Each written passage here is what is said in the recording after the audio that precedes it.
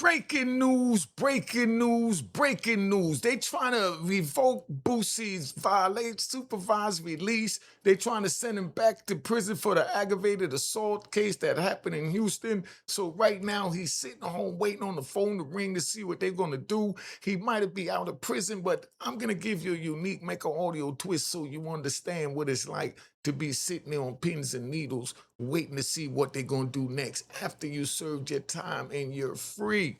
Let's keep it moving. All right.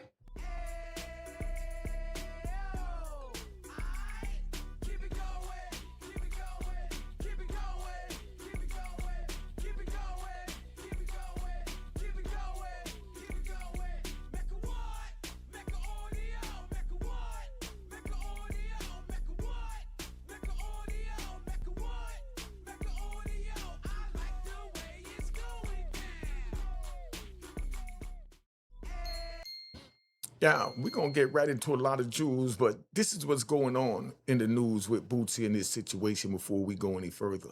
Authorities in Houston arresting rapper Torrance Hatch, known as Lil Boosie, after a fight broke out at a downtown nightclub there. Court records show the incident happened Wednesday. Hatch allegedly hit a security guard with a glass hookah as he and his group were being escorted out of the club. He is charged with aggravated assault with a deadly weapon. He has since bonded out of jail. He is due back in court in September. Now, so that's what's going on with Boosie, so you understand, right? And that's why we tell you don't get involved in that, because that's not how we moving at the Mecca. Let's keep it moving. All right, let's go. Boosie may be out of prison, but he still ain't free. That's what this is about. The supervised release trap, nobody explains. Nobody understand that they put you on supervised release because they keeping one foot in the door because they really don't want to let you go. So instead of just giving Boosie 5 years, they wound up giving him 10 because he got 5 in prison and 5 on supervised release. That means anything he do within that 5 years, 3 years, whatever he gave, because you know you rat bastards like to jump in the comments. So you could put it in the comments whether it's 5 or 3, you know, on supervised release. So it makes either 8 years or 10 years. Let's do the math and keep it moving. So now he's sitting home. Now picture you sitting home and, you know, the phone rings out the blue. You know, you can't wait to see who it is. If it's somebody you want to talk to, you don't want to talk to. But when it's somebody in Lil Boosie's situation, that phone call, that could take you back. That phone call could be the one to take you back. So now, picture Boosie can be sitting inside his own house, wearing his own clothes, eating his own food, surrounded by his family, and still not feel completely free. Boosie, when you're so supervised release, when you're on that supervised release, one phone call can change the temperature in the whole room. Your phone rings, you look down, it's your lawyer. And before you even answer, your mind start running. Did the judge make a decision? Did probation file something? Is it a hearing? Do I have to report? Oh, they're trying to send me back to prison. That's not freedom. That's freedom with a question mark attached to it. Boosie's outside prison, right? That part is true. But according to reports, federal authorities are asking a judge to consider whether an alleged Texas nightclub incident violated the conditions of his supervised release. The court has not made a final ruling, so let us be responsible. This is still an allegation. The judge still has to decide what happened, what was proven, and what the consequences should be. But class, right? Thank you for attending. The pressure does not begin when the judge rules. The pressure begins the moment you realize the government is asking for the door to be reopened. The same door you prayed would stay closed. Now the government is asking for them to bring you back inside that very door. Now, the jewel in that, right? You could be standing outside the prison and still have the prison standing over you. Now, class is in session. Let's keep this moving. Release is not the same as freedom. Boosie was released from prison, but he was not free from prison. A lot of people look at Boosie and say, he is free, right? He's making music, he's traveling, he's performing, he's making money. But release and freedom are not the same thing. Let me explain this to you, right? Freedom means the government no longer has the legal power to pull you back through it. That's freedom. Right now, they got the power to pull Boosie back and anybody else back that's on supervised release. That's why I say don't get involved, don't commit crime, stay on the sidewalk. It's a lot safer. That street is fast. When you're on supervised release, you still have conditions. You may have to report. You may need permission to travel. You must follow instructions. You must stay away from new legal trouble. You must avoid conduct that violates the terms of your release, like being around your homies. I've seen them even put conditions where brothers can't be around brothers. Now, you're home, right? But the court is still present. You may not see the judge every day. You may not see the probation officer every hour, but the authority is still sitting in the room with you. That's what people don't understand. The handcuffs may be gone. The prison uniform may be gone. The steel door may be gone. But the paperwork is still very much alive. And paperwork does not care how famous you are. It does not care how many records you sold. It don't care how many people defended you online.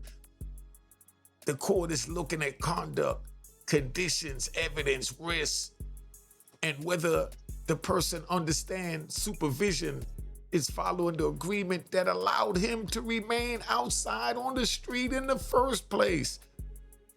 That's the hidden sentence that supervised release. You're so happy to go home, not realizing that you're not completely free. Now you're home, but your freedom is still being reviewed, right? Let's get a jewel in that, right? Let's get a jewel in that. The gate may open in one day, but complete freedom can take years. And I want to thank everyone for reporting to class. Now, let's talk about the second courtroom. Now, here's the part most people miss. Boosie may not only have to deal with whatever happened in Texas, he may also have to deal with the federal court that controls his supervised release. That means one incident can create two separate problems. One problem in the new case, another problem in the old federal case. The new courtroom may ask, was a new crime committed? The federal supervision courtroom may ask, did this conduct violate the conditions of his release? Those are not always the same questions. And they don't always operate under the same process. That's why supervised release is dangerous. A person may be forced on defending the new accusations, while the old case is quietly waking back up.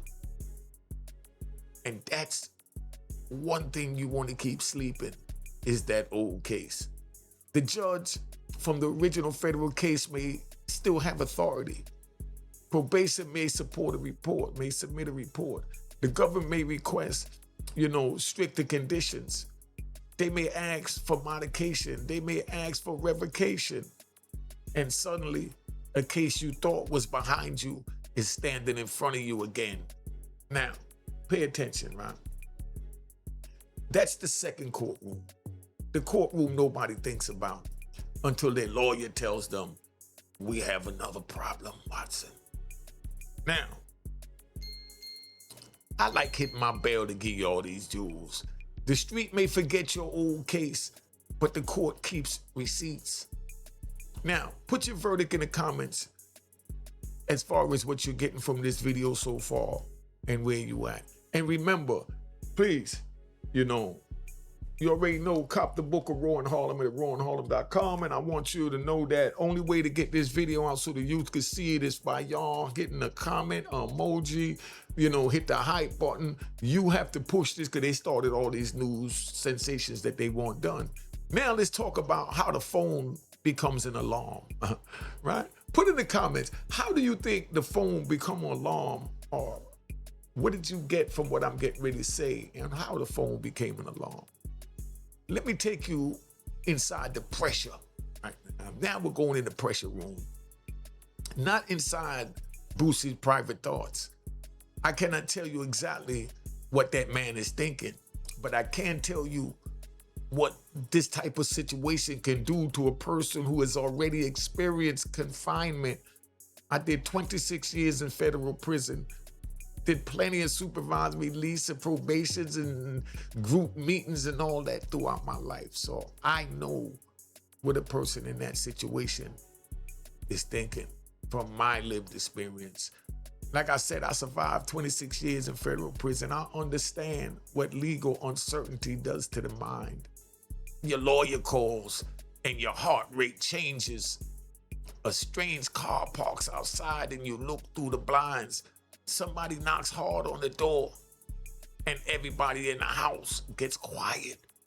You hear a police siren beside you. And even when it passes, your body is still tense. That's what prison can leave inside a person. The body came home, but the nervous system still remembers the cage. You start reading meaning into everything. You know what I mean? Every missed call, every email, every message from your lawyer, every request from the probation, the phone stops being a phone and it becomes an alarm for when you know you've done something wrong. An alarm that says your freedom may be changing. Now, we riding good, right? We riding? Y'all like to ride? Let me know if y'all like to ride. Put it in the comments. The body may leave prison, but the mind can keep checking the gate. Drop your jewel for the young people, if you understand. Now we're going to talk about something I created from living in a cell for 26 years. It's called the dark psychological cell. What do you think the dark psychological cell is, class? Put it in the comments. Now, the dark psychological cell is during the day a person can stay busy, he can listen to music, he can conduct business, he can talk to family, he can travel, people around them to keep their mind off of their nightmares. But nighttime is different. Nighttime takes away the distractions. The house gets quiet, the phone stops ringing, the lights go down, and the mind starts holding its own court hearing. What did the video show? What did the witness say? What did the probation receive? What does the government believe happened? How will the judge view this? You replay the incident, then you replay the possible consequences. You see the courtroom, you see the holding cell, you see the handcuffs, you see the transportation van, you see the prison uniform. No, none of it has happened yet. But the mind is already making you serve it. That's the psychological cell. No bars, no count time, no steel toilet, no officer walking past your door, just one question circling your mind. Are you going to send me back to prison, Your Honor? And that question can sit beside you at dinner. It can ride beside you in the car. It can lie beside you in the bed. That's why uncertainty can feel like punishment. The judge has not ruled yet, but fear keeps delivering its own sentence. Now, the jewel in that, a judge may sentence the body once, but fear can resentence the mind every single night. Let that sit with you. Now, one night can reopen the door. Just one night. 1 second can reopen the door back to send Boosie back to prison or anyone in that situation. This is where the lesson becomes bigger than Boosie, because an argument can last 30 seconds, a confrontation can last 2 minutes, a reaction can last 5 seconds. But those seconds can cost months or even years. That's why emotional discipline matters. Walking away is not weakness. Leaving the room is not cowardice. Calling security is not being soft. When your freedom is under supervision, you cannot react like everybody else. The person arguing with you may go home. You may have to go before a federal judge. The person provoking you may forget the incident tomorrow. You may spend the night 6 months fighting to stay free. That's an unequal battle. And a smart man recognizes when the battle is designed for him to lose. The street would tell you, do not let anybody disrespect you. The court would ask, why did you not walk away? The crowd would yell, stand on business, homie. But when the judge starts talking, the crowd is nowhere around. They're not paying the lawyer. They're not reporting the probation. They're not losing sleep.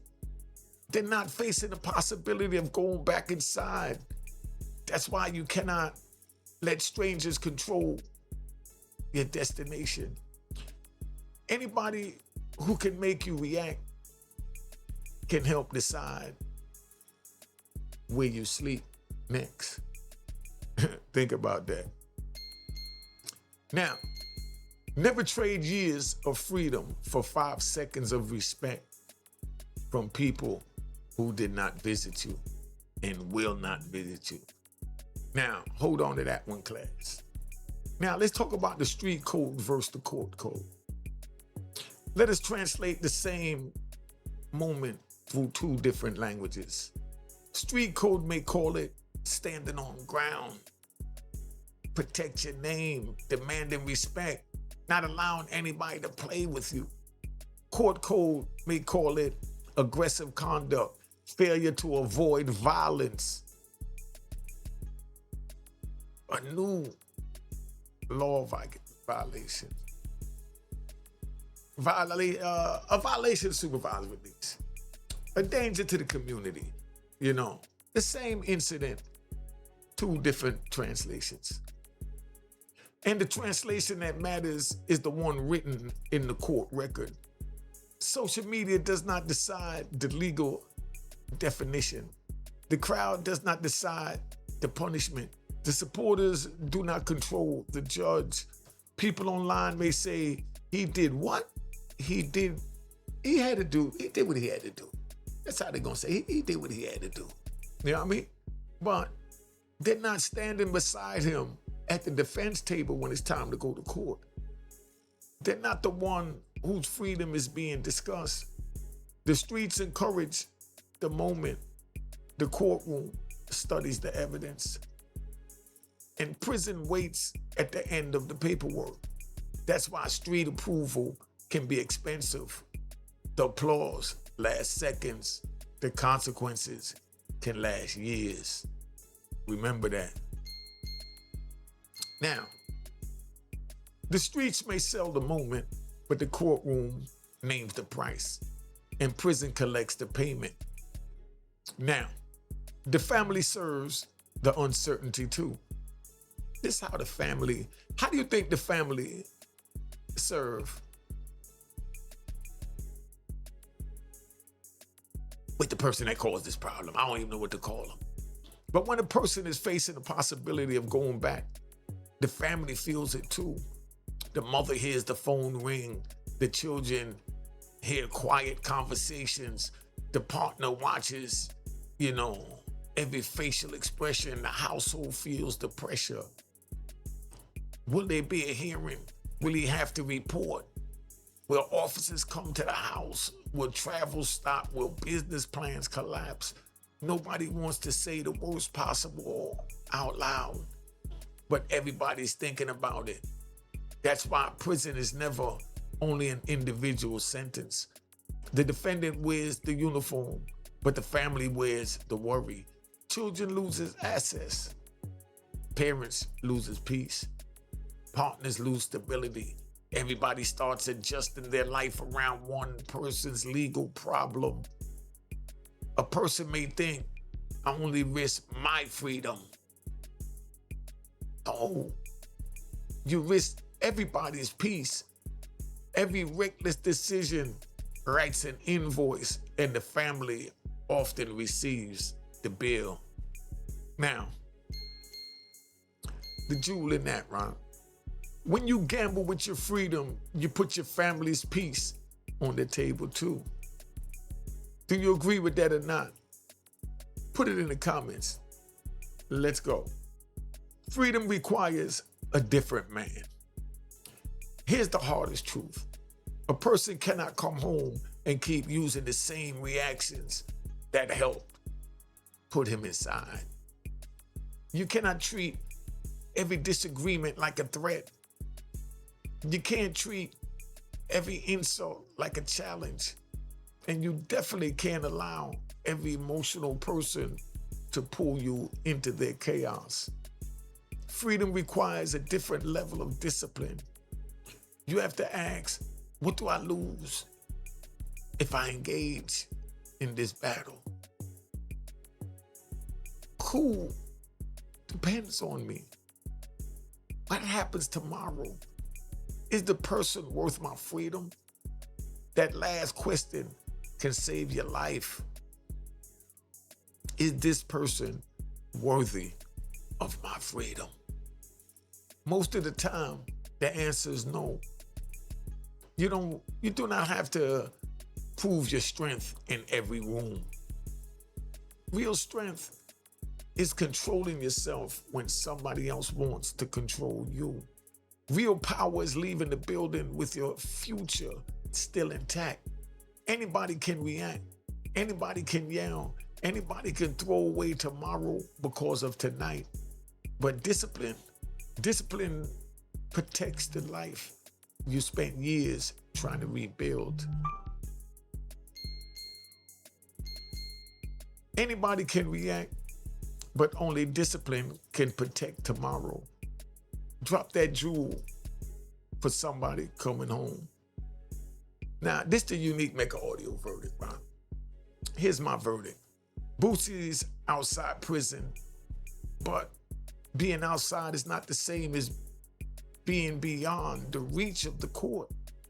Federal authorities are reportedly asking the judge to consider whether the alleged nightclub incident violated his supervised release. The judge has not made the final ruling. The evidence still has to be considered. The legal process still has to play out. But the lesson is already clear. Now, let me lean in for this, Ron. The gate opening does not mean the danger is gone.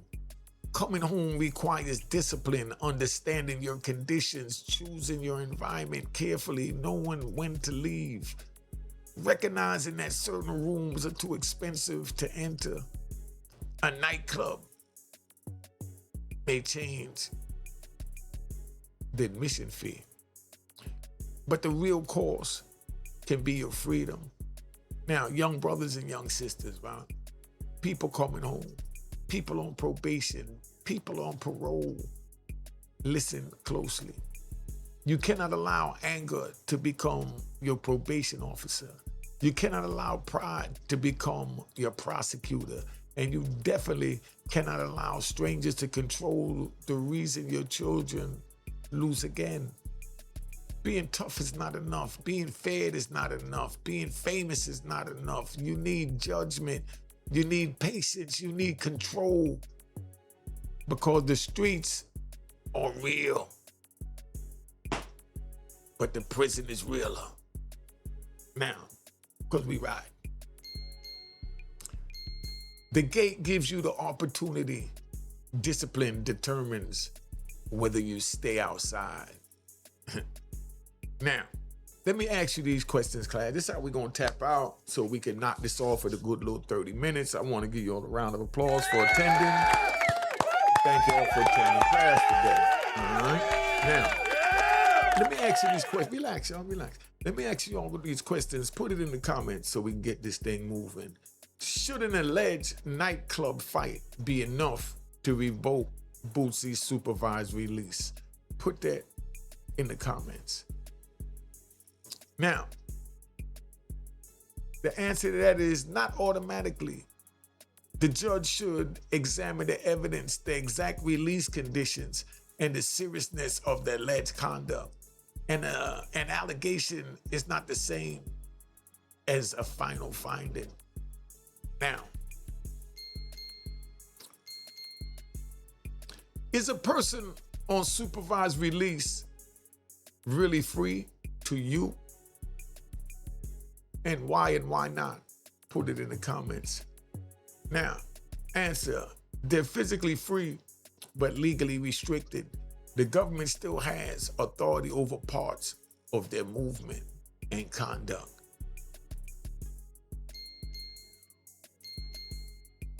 Should Boosie have avoided nightclubs completely while under supervision? Do you think Boosie should have avoided even going to a nightclub while he's on supervision? All right? Now, he may have had the legal right to attend, but having the right to enter a room does not mean the room is worth risking your freedom. Now, does walking away from disrespect make a man weak to you? If a man walks away from disrespect, do you look at him like he's a weakling or he's a coward or he's a wussy? Or that he's doing the right thing? Or that he's smart? No. Walking away. When your freedom is at risk, show strength and control. A stranger should never have enough power to choose your destination. Should celebrity status make the judge more lenient? You think the judge should be more lenient on Boosie because he's a celebrity? Nah. Fame should not purchase mercy, but fame should not create extra punishment either. The same legal standard should apply, right? 6 questions. I only got 10, so I got 4 more to go.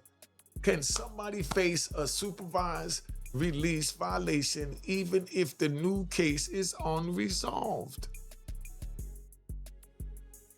Do you think that they could face supervised release violation even if the new case is still not resolved? Possibly. Supervised release proceedings can, operate separately from a new criminal case. The outcome depends on the evidence and the judge's finding. Who carries more responsibility to you? The person who starts the confrontation or the person under supervision? Now, the person who starts trouble is responsible for starting it, but the supervised person has an additional responsibility to protect their freedom and disengage whenever possible. Now, is supervised release designed to help people or catch them making mistakes? It is supposed to support lawful re-entry and protect the community. But without real counseling and re-entry support, it could feel like constant surveillance.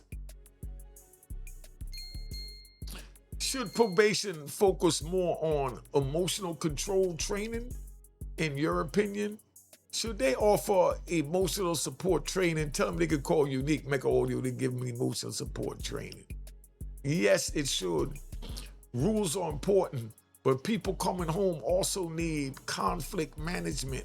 How to avoid conflict, because in prison you go to conflict. In person, in the free world, people avoid it, but they talk reckless and they drag you into it, you know? Now, trauma counseling. You think they should have trauma counseling in real preparation for high pressure situations? Now, last question that we're just gonna tap out, right? What matters more, protecting your reputation or protecting your freedom? Protecting your freedom, a reputation can be repaired. Lost years can never be returned. Now, the final verdict, right? Class, I want to thank y'all for coming, and I want to give you all a round of applause. Thank you so much for coming. All right, relax. I just want y'all to remember that this story is bigger than Boosie. It's bigger than one alleged fight. It's bigger than one nightclub. It's bigger than one judge. This is about the difference between release and freedom. Release means the gate opened. Freedom means you develop the discipline to stay outside. I survived 26 years in federal prison. I watched time disappear. I watched children grow up from pictures and from my memory, because I didn't even see pictures of certain kids. I watched parents get older. I watched men lose years over moments they could not take away. So when I tell you to walk away, I'm not teaching fear. I'm teaching survival. I'm teaching responsibility. I'm teaching accountability. I'm teaching you how to keep your name off another court calendar. Now, where else could you get that? No argument is worth it. No nightclub is worth it. No crowd is worth it. No moment of pride is worth going back. Not one. Now, the final jewel, right? Real freedom is not simply getting the chains removed. Real freedom is developing the discipline to never give anybody another reason to put them back on you. Protect your freedom before the phone rings. Class is dismissed. Oh, but I have to show you why I do what I do. I got a whole bunch of things to show you to keep you going. So, where we gonna go? We're gonna start off with my man, Check a Love. What's good, y'all? This New York Chuck. Yeah, and this Erupt One. Yo, we just here, we out here in Harlem, you know what I'm saying? We out here, rock birthday party. But this party right here brought out a lot of people, you know what I'm saying? And one of the people that this party brought out was like a cornerstone in Harlem, I'm talking about with the music, getting money, doing all, and actually like a lot of us, we took a page out of his book, to get where we became in life, you know what I'm saying? But I'm gonna shout my guy out. Shout out to Unique, Mecca Audio. You know what I'm saying? He bring y'all real street knowledge. He got all the gangsters on his pod. We Harlem, we the streets. You know what I'm saying? Tune in to Mecca Audio TV, man. No on doubt, YouTube. no doubt. On God, yo. One love Yeah. for Unique, man. We love Shout you, out to bro. Harlem, shout out to Jersey. Let's go. Hey, yo, tune in to Mecca Audio, man. Unique, man. Listen, man. I'm a young OG. I knew him since I was young. I used to be in Mecca Audio Studios. Great, man. I'm Rah from Tupac Me Against the World album. You can check my credentials. This is a good man, real man. Mecca Audio. I've been knowing this man since I was a little young lad, man. Before Tupac album, before I even did the outlaw shit and all that, man. Holla at me, man. And tune in to Mecca Audio Unique, man. Holla at us, man. You know. Hi, I watch Unique Mecca's YouTube, and it's amazing. Like, his whole story is so nostalgic. It's so like Harlem. It's so like 1980s. It's so 1999. I've been watching his channel for about 2 years, and it's very informative and it's real. You know, you don't really get the real deal from everybody, but with him, you definitely gonna get the whole real story. This is a Harlem legend, kingpin, legendary. I'm so happy to just even meet him and be in his presence. Like, his channel is very informal, and if you subscribe, you're gonna be just like me, a fan. I'm like, oh my God, is that him? I'm all fanned out. Like, you know, it was such an experience getting the chance to meet him and, you know, being a fan of his YouTube channel and just following him for the last 2 years and knowing his story and seeing his interviews. And I support him 1000%. And I'm subscribed to his YouTube. You should go and subscribe as well. Amazing, amazing. History, how hard it is to be in jail, the right and wrong moves to make when you outside, how one wrong move will cost you a whole lot, to be better, to do better, a lot of stuff. You'll get a lot of stuff from his channel. You know, it's very informal, and you know, whatever that means to you, you'll definitely take a piece with you. Like, this is a good YouTube channel, honestly. Tell them who you on, where they can find you. Okay, I'm Cora. You can find me at Instagram on Why Hate on Her, and yeah. Hey, what's going on, man? Murder Mook, Harlem, you know what it is, man. I just want to express how much gratitude I got for Unique. You know what I mean? I was telling him a story, telling him how I felt about, you know, if anything was to go wrong with my career, rap-wise, you know, if, you know, shit be slow and I got so many opportunities to be able to do the wrong shit. When I watch Unique Mecca Audio, I feel it, and I, like, to my soul, and that's keeping me farthest away from doing anything criminal. Anything criminal. He made me think straight, honestly. Made me think straight, because I've been watching him for about a year, like a year now, maybe, and it just took my mind way off of that, way off of that. From a year ago, it got rough. For a year ago, Yeah. and from watching this man, I just felt like, you saved me. You saved me. And I just want to show my gratitude, and I want to say thank you, man. Unique Mecca Audio, anything you need, brother, from me. All right. Anything you need, man. All right. Here with the OGs, you already know. Unique Mecca Audio. If you ain't tapped into Unique Mecca Audio, I don't know what you tapped into. I'm talking about real streets. I'm talking about real entertainment. I'm talking about real YouTubing, real getting to that bag. But I'm talking about a real OG that changed their life, yo. I changed my life the same way. And real OGs like that push me further to change my life. You hear me? Come look. Look what's going on out here. This Harlem. This Harlem. I'm a Brooklyn boy. So I only tap in with OGs like Mecca, man. Because I'm telling you, if you're not tapped into Unique Mecca Audio, I don't know what you're doing, man. Show them the scene, OG. They playing themselves. Congratulations, you played yourself. What's going on, people? What's going on, man? You got your boy Lodestone out here in Harlem. I'm from the BX. I'm with Unique Mecca Audio. You know what I'm saying? It's a good vibe with the OG. I advise everybody, if you want to hear real spill, real shit, no cap, tune in. Tune in and hear what the OG got to say, man. You know what I'm saying? He's gonna give you all the truth, man. He gonna give you that real shit, man. I just want to give a shout out to Unique Mecca Audio. He is so dope. I had the experience of actually meeting him in person. I've been a fan for 2 years, watching his story and watching his videos on YouTube. He is the bomb.com, Harlem legendary kingpin, real official. As soon as I sat down by him, I knew like it was like a different energy, a different vibe. But then once I hear his voice, I'm like, oh my God, is that him? I'm all fanned out. Like, you know, it was such an experience getting the chance to meet him and, you know, being a fan of his YouTube channel and just following him for the last 2 years, and know his story and seen his interviews, and I support him 1000%. And I'm subscribed to his YouTube. You should go and subscribe as well. Amazing. Cheers, cheers, toast the crime, toast the crime, the crime, the crime, the crime.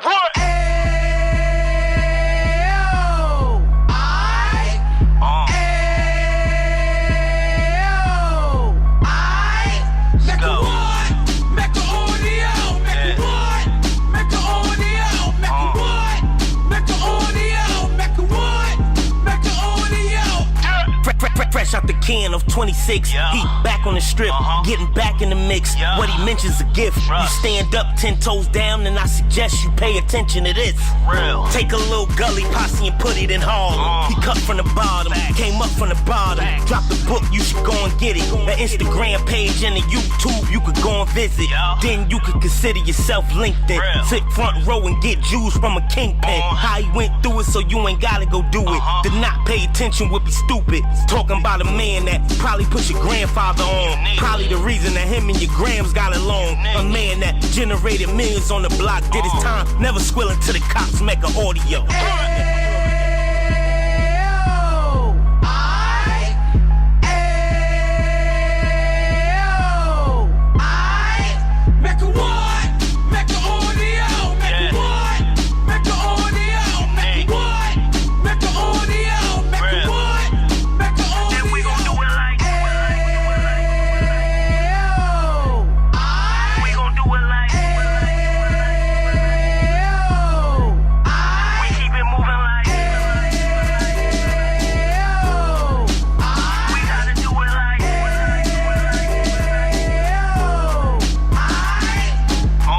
Get it live like 2 G's in the 90s. Drop top beamer so shiny. I let shorty go, she was whining.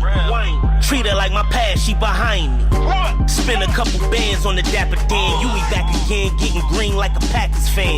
No cap, it's a roaring uptown. They be horn uptown, Dominican bust downs. Now we on the positive, we got a lot to give. Now he trying to stop the kids from being inoperative. So take heed, homie, lend the air. He started in uptown, he gon' finish there. But now it ain't about selling drugs, buying cars. It's about buying property to make the community ours, so we can give back to the Cheers, cheers.